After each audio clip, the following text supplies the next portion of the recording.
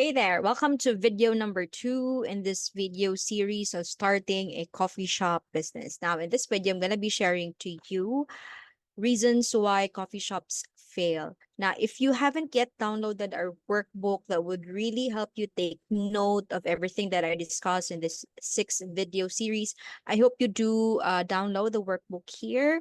And if you haven't watched the first video, it's here as well. You can just click the comments, the link in the description box where you can go through video series number 1. So for this video, I'm going to be sharing to you why coffee shops fail. I'm going to be telling you perhaps what are the misconceptions and the common mistakes of new coffee business owners. So let me begin by sharing to you our own story when we had our opening of one of my cafes, the Mezzanine Cafe. So our soft opening was January of 2018. Now, our target actually was to open December 2017 because way back October, we were already doing some renovations, etc., etc. So ito, just one of the few stories that I could share. We're three partners here, and the way I pitch it to them is we'll just need around 100 to 200K max, or I initially said 150K, guys. We'll do a cafe, blah, blah, blah. And you know how much did we had to put in per person to make the cafe? Actual is 700K each, right? So that's like almost like 300% of our budget. So we really had a lot of mistakes before. I could perhaps it's because our space were a lot really bigger and we were really so excited. I could just say if ever I just know what I know now, and when we open our cafe, it would really be different. But indeed, yes, experience is the best teacher, and yes, we can all learn from our mistakes, and that's what I really do. And everything of those mistakes are well noted. And also, yes, we can learn from the experience and mistakes of others. That's why I really share, no, my story years back and our story years back, because before I didn't have, or we didn't have someone like me telling people what to do and what not to do when they start a cafe. How I wish there was. That's why right now I'm really am the person who I needed the most when I was still starting. And perhaps no, I could see myself in you when we were still starting out. And hopefully this video series would really help you in starting your own coffee shop so you ditch the unnecessary mistakes. So in this video, I'm going to be covering the following common misconceptions on building your own coffee business. So you're going to be very aware of them. And we try to take away that as much as possible before we get started. Common mistakes of new coffee entrepreneurs, or I call it coffeepreneurs, and what you could do and focus instead. Okay, this is me talking with an experience since 2017. So now, I know starting your own cafe is exciting. I felt that years back, and I see it a lot in almost all my students and in almost all who gets into my one-on-one consultations. Every time we do meetings and every time they raise something to me, it's really the excitement that what I'm saying. And I'm actually the person that wait. If that is the case, then this is the consequence. So that's what they get, no, when they do one-on-one consultation with me. Yes, it is exciting, but I would like to give you that caveat. No, sometimes when we are too excited, we neglect other things that are actually would entail us to uh pay more in the end, no, and would have un how do I call it? Mistakes that you cannot anymore undo. Right? Now, common misconception number 1.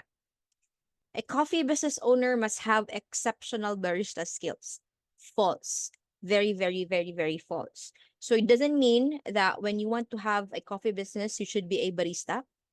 No, and not all baristas can actually start a coffee business. It's two different skills, barista skills and coffee business skills. So I see a lot going crazy about knowing every coffee recipe there is. You know what? There are a lot of coffee recipes online. You can even search. Even in my face-to-face trainings and in my online classes, I always say to them, I don't teach or I don't send, let's say, 1,000 recipes whatsoever. What I teach is a recipe template, meaning after you go away with my class, you basically know how to make your own coffee recipe. And that's the very essence of it. Why? Coffee is a matter of preference. You cannot say that your coffee is better than another person's coffee because some wants it strong, black, creamy, milky, sweet, whatsoever. But if you would be selling coffee, there are two people you need to be convinced of your recipe. That's you as a coffee business owner, so you get confidence in what you sell and the taste of your market. Because it's just not just about you selling the coffee, but it's on the people who want your coffee. For example, at the mezzanine cafe, our market basically are students who are there to really, really study and focus. I've tried a lot of times putting in our recipe or in our menu different layering of coffee. I even had coconut coffee there. It didn't work out. Why? They would always go back to latte with two extra shots. Because then again, our market is there to study. They're not there to try different types of coffee drinks. Diba? So aside from coffee, we're actually also selling the space. So that's one. Okay? Do not go crazy about all the recipe and try everything. It's costly and it takes you a lot of time. Another, practicing every coffee brewing method. There are tons of coffee brewing methods available. And I think have a video here in my channel about different alternative coffee brewing methods. I also do that during my face-to-face trainings. Yes, it takes to practice and get to know each of them, but you don't have to do everything and offer everything in your cafe, or else it's going to be really overwhelming. You just have to choose one and master one for your coffee business. And also, having different coffee brewing methods could be overwhelming to your staff. Just imagine if one staff would go, you need to train another one, and you need to train them with all the coffee brewing methods. That's difficult, right? And it would take really a lot of time and resources. Next, this one, perfecting the latte art. Now, there are some students who are just really so obsessed of really learning latte art before they open their cafe. And hello, Starbucks is not giving you latte art. And what's keeping you busy on learning latte art, right? Unless your the theme of your cafe is really about being artistic or whatsoever, you want to have it really aesthetic, then you should learn latte art. But here's the thing, learning latte art is like learning a language. Don't compare your day one to the day 100 of the people in Instagram Reels and in TikTok. Why? They've been doing that for years, every single morning. That's why they're good at it. So if you really want to be good at latte art, buy a good coffee machine with a good steam one, practice every day. If you do that, it would take you at least a year before you open your cafe, right? And that would be like lost opportunity. 1 year lost opportunity of your income for your coffee business. Very, very expensive. Next, trying to create the best coffee anyone could ever have. It would always go back to what I said, that coffee is a matter of preference. Your coffee need not to be the best because the best is very subjective, guys. Okay, another thing, rabbit holing coffee science. There is coffee science, but as a coffee business owner myself, you don't need to be a coffee scientist for you to have a profitable coffee business. So it depends. What's your goal? Would you want to have a profitable coffee business, or would you want to become a coffee scientist who knows everything about the chemistry of coffee and wins different brewing competitions and be the master brewer, master barista worldwide? You choose. And if you really want to go into that route, then that's the time I would say go rabbit hole coffee science and study every effect of every temperature in coffee.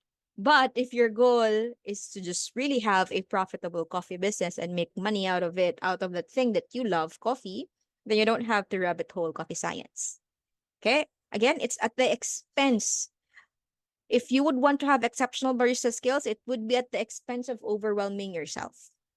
Just imagine learning everything in just few days. It's kind of overwhelming. Time, money, and effort wasted and ending up still confused. How frustrating, right? And frustration basically would lead you to analysis paralysis. So when you say analysis paralysis, for the longest time that you've been analyzing things, it would cause you to be paralyzed and not do anything because you're busy analyzing. And we don't want that to happen if you want to start a business. So what I would really say, start even before you are ready. Fire and aim philosophy in business. And take note that perfection is basically the enemy of success. Yes, it's good to be exceptional, but if you really want to try to be perfect, remember perfection is subjective. And if you don't consider a little mistake as a chance for you to improve, then you would really have a problem trying just to be perfect. And what you need to do is really identify the essentials and forget about all the unnecessary ones. Choose your war, choose your battle, as what they say, right? So here are cafes of few of my students. I think I've shared this one already in the previous video series. There's another one in a um, island here in Cebu. No, they are doing that small coffee shop in a by the beach. And I'm really proud of this one because they started with a manual brewing, no, up until um they were able to save up for a coffee machine. Really, really proud of those that started selling using a manual brewing method, still giving out exceptional coffee, no, and being able to save up and um do the machine instead of just being paralyzed with analyzing how they could get the coffee machine itself. Next, common misconception number 2, you need to have everything so you can start right. There are a lot of people who likes to have everything, buying all the items, tools, equipments they think they need. And they get so obsessed of having a bigger space.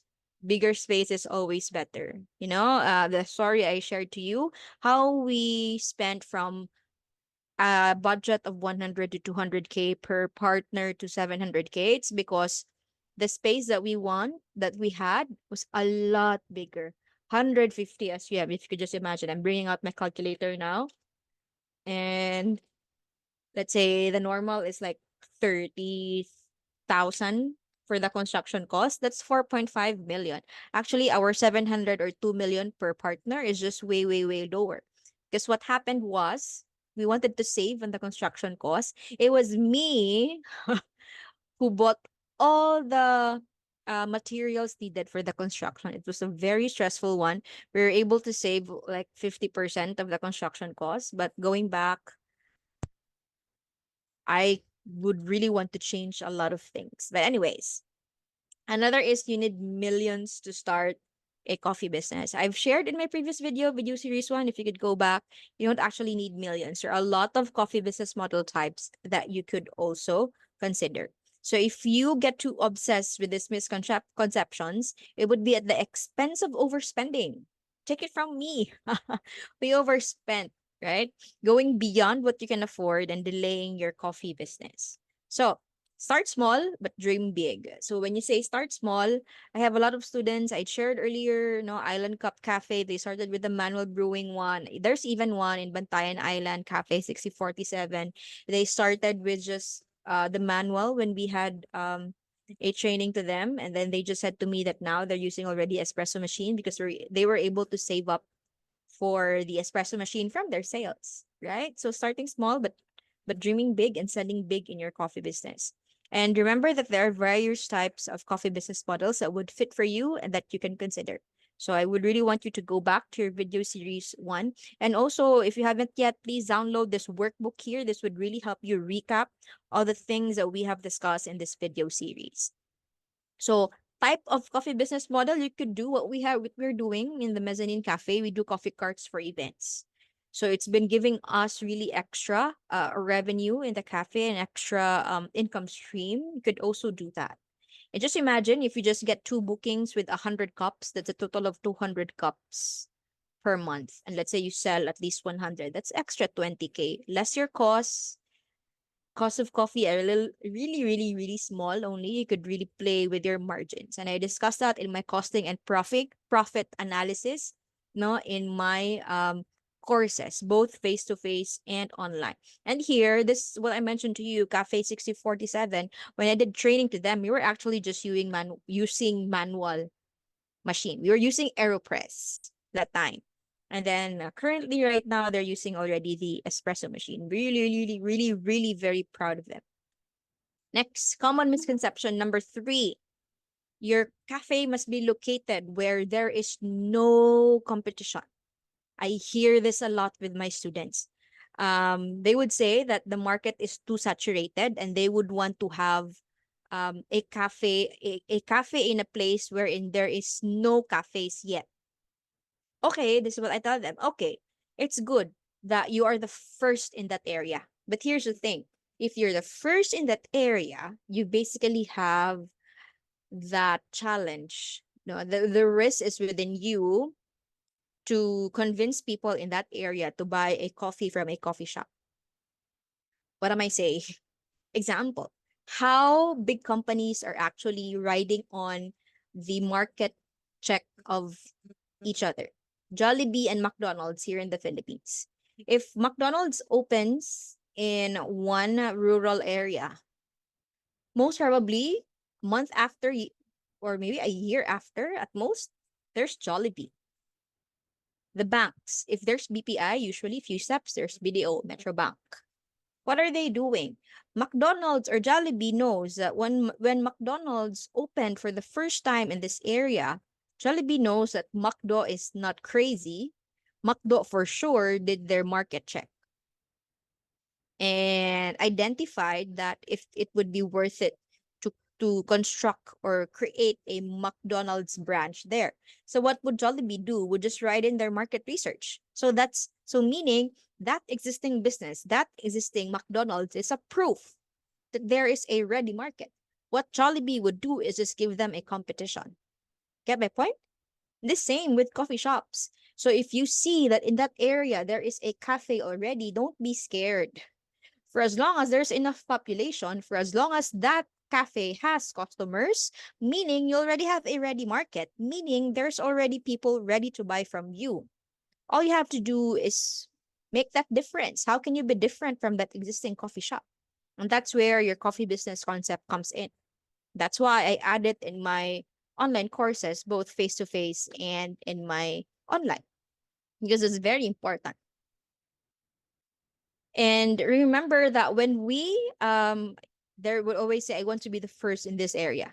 And remember that aside from the big brands, which are our competition, our number one competition are actually that very sachet in the kitchen of our customers.